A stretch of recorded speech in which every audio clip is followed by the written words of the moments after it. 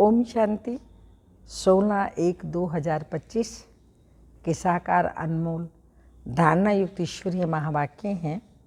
मीठे बच्चे, याद का चार्ट रखो। जितना जितना याद में रहने की आदत पड़ती जाएगी उतना पाप कटते जाएंगे, कर्मातीत अवस्था समीप आती जाएगी।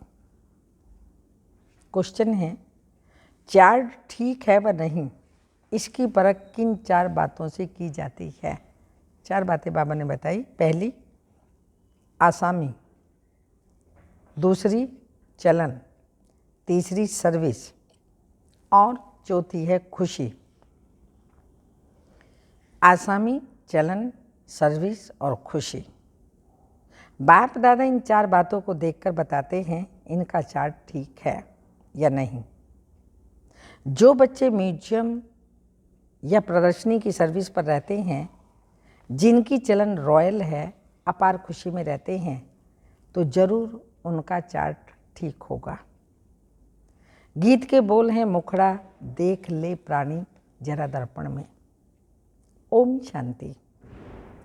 बच्चों ने गीत सुना, इनका अर्थ भी अंदर जानना चाहिए। कितने पाप बचे हुए हैं और कितने पुण्य जमा हैं, अर्थात आत्मा को सतो प्रधान बनने में कितना समय है, अभी कितने तक पावन बने हैं, ये समझ तो सकते हो ना। चार्ट में कोई लिखते हैं हम 2-3 घंटा याद में रहे, कोई लिखते हैं 1 घंटा। ये तो बहुत कम हुआ। कम याद करेंगे तो कम पाप कटेंगे। अभी तो पाप बहुत है ना, जो कटे नहीं हैं। आत्मा को ही प्राणी कहा जाता है। तो अब बाप कहते हैं, हे आत्मा, अपने से पूछो इस हिसाब से कितने पाप कटे होंगे। चार्ट से मालूम पड़ता है हम कितना पुण्य आत्मा बने हैं। यह तो बाप ने समझाया है, कर्मातीत अवस्था अंत में होगी। याद करते करते आदत पड़ जाएगी तो फिर ज़्यादा पाप कटते जाएंगे। अपनी जांच करनी है, हम कितना बाप की याद में रहते हैं। इसमें गप मारने की बात नहीं है, गप नहीं चलेगा। जितना याद करेंगे आपको ही फायदा है। यह तो अपनी जांच करनी होती है। बाबा को अपना चार्ट लिखकर देंगे तो बाबा झट बताएंगे ये चार्ट ठीक है व नहीं। 4 बातें बाबा ने बताई। आसामी, चलन, सर्विस और खुशी को देख बाबा झट समझ जाते हैं कि इनका चार्ट कैसा है। घड़ी घड़ी याद किनको रहती होगी? जो म्यूजियम अथवा प्रदर्शनी की सर्विस में रहते हैं। म्यूजियम में तो सारा दिन आना जाना रहता है, दिल्ली में तो बहुत आते रहेंगे। घड़ी घड़ी बाप का परिचय देना पड़ता है। समझो किसी को तुम कहते हो विनाश में बाकी थोड़े वर्ष हैं, कहते हैं ये कैसे हो सकता है? फट से कहना चाहिए ये कोई हम थोड़ी बताते हैं, भगवानो वाच्य है ना। भगवानो वाच्य तो जरूर सत्य ही होगा ना। इसलिए बाप समझाते हैं, घड़ी घड़ी बोलो, यह शिव बाबा की श्रीमत है। हम नहीं कहते, श्रीमत उनकी है, वह है ही ट्रुथ। तो पहले तो बाप का परिचय जरूर देना पड़ता है। इसलिए बाबा ने कहा है हर एक चित्र में लिख दो शिव भगवानो वाच्य। वह तो एक्यूरेट ही बताएंगे, हम थोड़ी जानते थे। बाप ने बताया तब हम कहते हैं। कभी कभी अखबार में भी डालते हैं, फलाने ने भविष्य वाणी की है, विनाश जल्दी होगा। अब तुम तो हो बेहद बाप के बच्चे। प्रजापिता ब्रह्मा कुमार कुमारियाँ तो बेहद के हैं ना। तुम बताएंगे ना हम बाप के बच्चे हैं। वही पतित पावन ज्ञान का सागर है। पहले यह बात समझाकर पक्का कर फिर आगे बढ़ना चाहिए। शिव बाबा ने ये कहा है, यादव कौरव आदि विनाश काले विपरीत बुद्धि। शिव बाबा का नाम लेते रहेंगे तो इसमें बच्चों का भी कल्याण है। शिव बाबा को ही याद करते रहेंगे। बाप ने जो तुमको समझाया है वह तुम फिर औरों को समझाते रहो, तो सर्विस करने वालों का चार्ट अच्छा रहता होगा। सारे दिन में 8 घंटा सर्विस में बिजी रहते हैं, करके 1 घंटा रेस्ट लेते होंगे, फिर भी 7 घंटे तो सर्विस में रहते हैं ना। तो समझना चाहिए उनके विक्रम बहुत विनाश होते होंगे। बहुतों को घड़ी घड़ी बाप का परिचय देते हैं, तो ज़रूर ऐसे सर्विसेबल बच्चे बाप को भी प्रिय लगेंगे। बाप देखते हैं ये तो बहुतों का कल्याण करते हैं, रात दिन इनको यही चिंतन है, हमको बहुतों का कल्याण करना है। बहुतों का कल्याण करना गोया अपना करते हैं। स्कॉलरशिप भी उनको मिलेगी जो बहुतों का कल्याण करते हैं। बच्चों को तो यही धंधा करना है, टीचर बन बहुतों को रास्ता बताना है। पहले तो यह नॉलेज पूरी धारण करनी पड़े। कोई का कल्याण नहीं करते तो समझा जाता है इनकी तकदीर में नहीं है। बच्चे कहते हैं बाबा हमको नौकरी से छुड़ाओ, हम इस सर्विस में लग जाएं। बाबा भी देखेंगे बरोबर यह सर्विस के लायक हैं, बंधन मुक्त भी हैं, तब कहेंगे भल 500,000 कमाने से तो इस सर्विस में लग बहुतों का कल्याण करो। अगर बंधन मुक्त हैं तो सो भी बाबा सर्विसेबल देखेंगे तो राय देंगे। सर्विसेबल बच्चों को तो जहाँ तहाँ बुलाते रहते हैं। स्कूल में स्टूडेंट पढ़ाते हैं ना, पढ़ते हैं ना, ये भी पढ़ाई है, ये कोई कॉमन मत नहीं है। मत माना सच बोलने वाला, सत्य बाबा है, सत्य बोलने वाला। हम श्रीमत पर आपको ये समझाते हैं ईश्वर की मत अभी ही तुमको मिलती है। तो बाप कहते हैं तुमको वापस जाना है, अब बेहद सुख का वर्षा लो। कल्प कल्प तुमको वर्षा मिलता आया है, क्योंकि स्वर्ग की स्थापना तो कल्प कल्प होती है ना। यह किसी को भी पता नहीं है कि 5,000 वर्ष का यह सृष्टि चक्र है। मनुष्य तो बिल्कुल घोर अंधियारे में है, तुम अभी घोर रोशनी में हो। स्वर्ग की स्थापना बाप ही करेंगे, ये तो गायन है। भंबोर को आग लगी थी, गायन है। भंबोर को आग लगी थी, भंबोर को आग लगी थी, फिर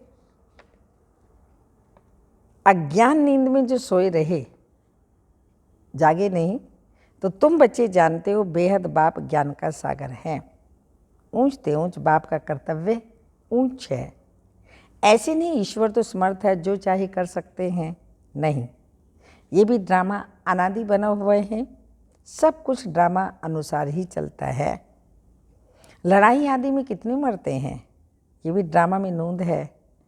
इसमें भगवान क्या कर सकते हैं। अर्थक्वेक आदि होती है तो कितनी रड़ियाँ मारते हैं, हे भगवान। परंतु भगवान क्या कर सकते हैं। भगवान को तो तुमने बुलाया है आकर के विनाश करो। पति दुनिया में बुलाया है स्थापना करके सबका विनाश करो। मैं करता नहीं हूँ, ये तो ड्रामा में नोंद है। खूने नाहे खेल हो जाता है, इसमें बचाने आदि की तो बात ही नहीं।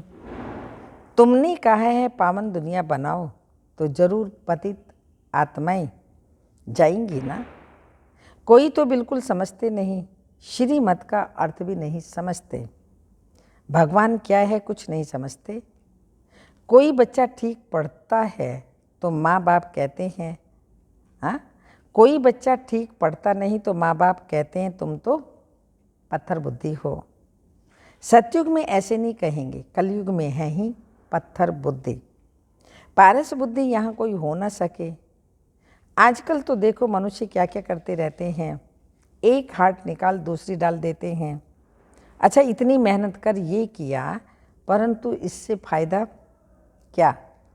करके थोड़े दिन जीता रहेगा। बहुत रिद्धि सिद्धि सीख कर आते हैं, फायदा तो कुछ भी नहीं। भगवान को याद ही इसलिए करते हैं कि आकर के पावन दुनिया का मालिक बनाओ। हम पति दुनिया में रह बहुत दुखी हुए। सतयुग में तो कोई बीमारी आदि दुख की बात ही होती नहीं। अभी बाप द्वारा तुम कितना ऊंच पद पाते हो। यहाँ भी मनुष्य पढ़ाई से ही ऊंच डिग्री पाते हैं, बड़े खुश रहते हैं। तुम बच्चे समझते हो यह तो बाकी थोड़े रोज जिएंगे, पापों का बोझा सिर पर बहुत है, बहुत सजाएं खाएंगे। अपने को पतित तो कहते हैं ना, विकार में जाना पाप ही नहीं समझते, पाप आत्मा तो बनते हैं ना।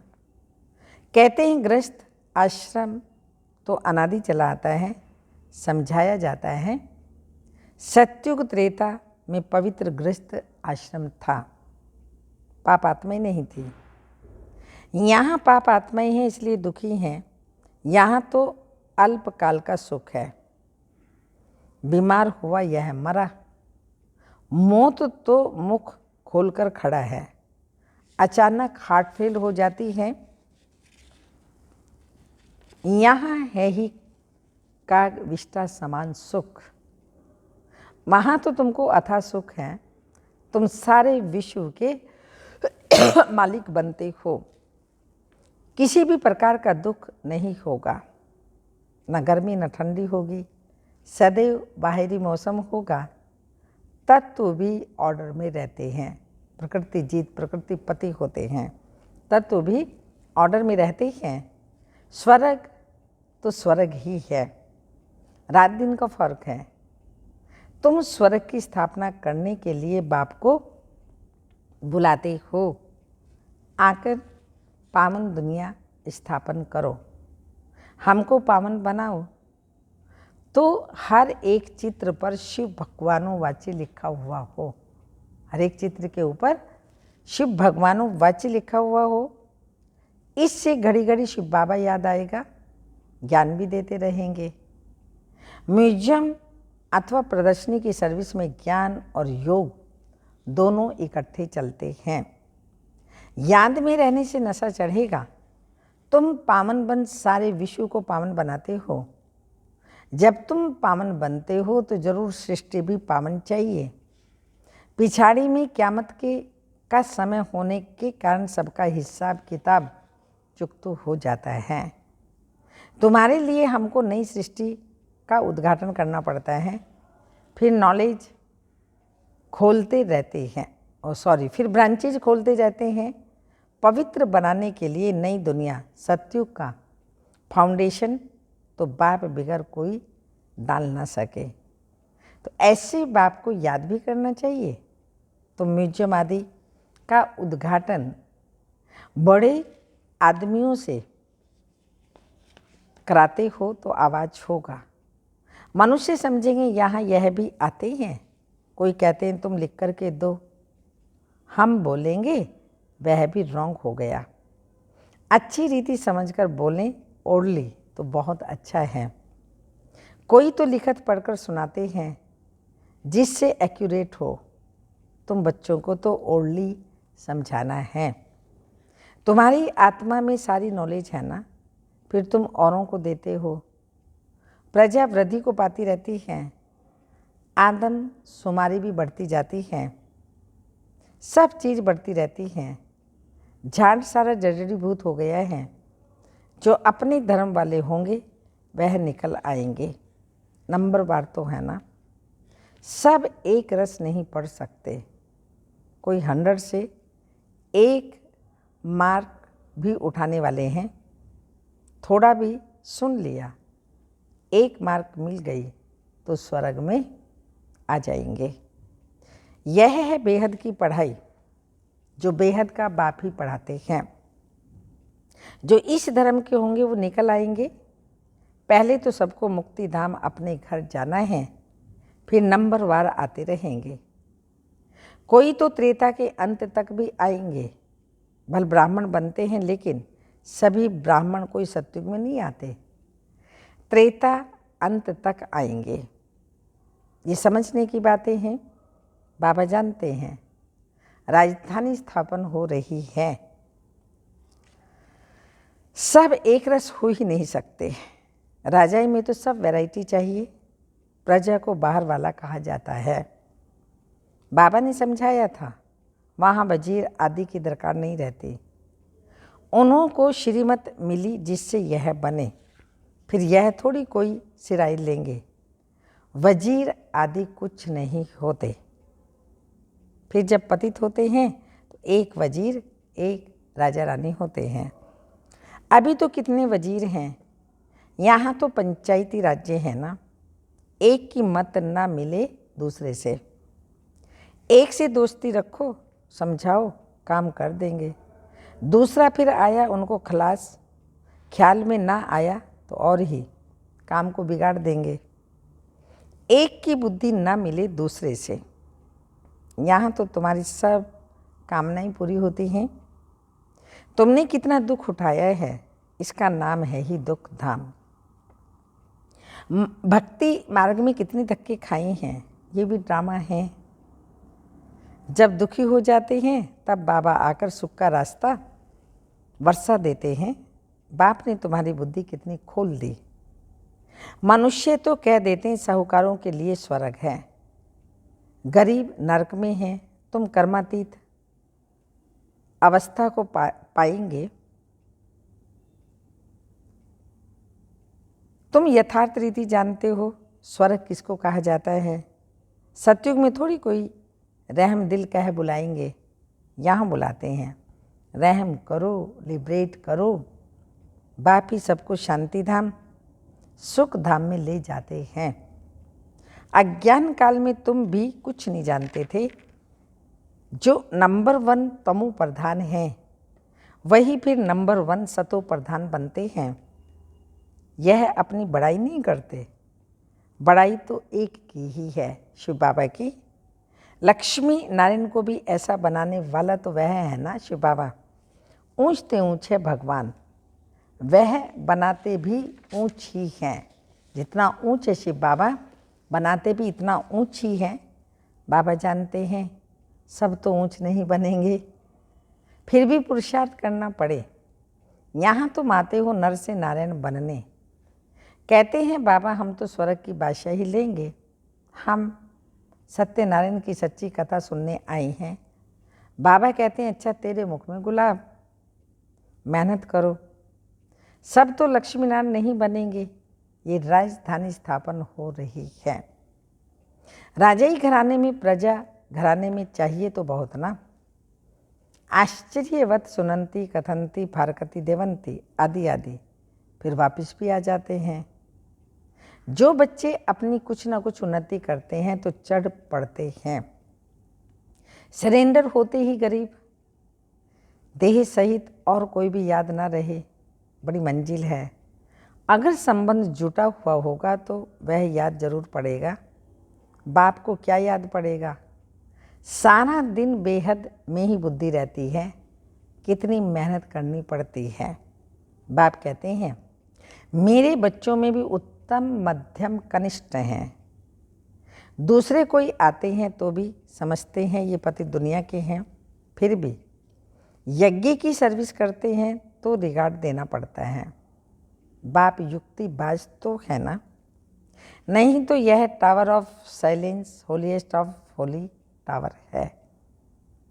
जहाँ होलीएस्ट ऑफ होली बाप सारे विश्व को बैठ होली बनाते हैं। यहाँ कोई पतित आ न सके, परंतु बाप कहते हैं मैं आया ही हूँ सभी पतितों को पावन बनाने। इस खेल में मेरा भी पार्ट है। अच्छा, मीठे मीठे सिक्की लदे बच्चों प्रति माता पिता बाप दादा का याद प्यार। Good morning diamond morning. रूहानी बाप की रूहानी बच्चों को नमस्ते। हम रूहानी बच्चों की रूहानी माता पिता बाप दादा को याद प्यार। Good morning diamond morning. ओम नमस्ते। धारणा के लिए मुख्य सार हैं। अपने चार्ट को देखते जांच करनी है कितना पुण्य जमा है। आत्मा सतो प्रधान कितनी बनी है। याद में रहकर सब हिसाब किताब चुकतू करने हैं। सेकंड पॉइंट, स्कॉलरशिप लेने के लिए सर्विसेबल बन बहुतों का कल्याण करना है। बाप का प्रिय बनना है। टीचर बन बहुतों को रास्ता बताना है। वरदान, अपने फरिश्ते स्वरूप द्वारा सर्व को वर्षे का अधिकार दिलाने वाले आकर्षण मूर्त भाव। स्पष्टीकरण, फरिश्ते स्वरूप की ऐसी चमकीली ड्रेस धारण करो जो दूर दूर तक आत्माओं को अपनी तरफ आकर्षित करें और सर्व को भिखारीपन से छुड़ाए वर्षे का अधिकारी बना दे। इसके लिए ज्ञान मूर्त, याद मूर्त, सर्व दिव्य गुण मूर्त बन उड़ती कला में स्थित रहने का अभ्यास बढ़ाते चलो। आपकी उड़ती कला ही सर्व को चलते फिरते फरिश्ते सो देवता स्वरूप का साक्षात्कार कराएगी। यही विधाता वरदातापन की स्टेज है। स्लोगन, औरों के मन के भाव को जानने के लिए सदा मनमना भाव की स्थिति में स्थित रहो। औरों के मन के भाव को जानने के लिए सदा मनमना भाव की स्थिति में स्थित रहो। तपस्या की पॉइंट है, अपनी शक्तिशाली मनसा द्वारा साकाश देने की सेवा करो। मनसा शक्ति का दर्पण है बोल और कर्म। चाहे अज्ञानी आत्माएं चाहे ज्ञानी आत्माएं, दोनों के संबंध में बोल और कर्म शुभ कामना वाले हों। जिसकी मनसा शक्तिशाली और शुभ होगी उसकी वाचा और कर्मना स्वतः ही शक्तिशाली शुद्ध होगी। शुभ भावना वाली होगी मनसा शक्तिशाली, अर्थात याद की शक्ति श्रेष्ठ होगी, शक्तिशाली होगी, सहज योगी होंगे। ओम शांति।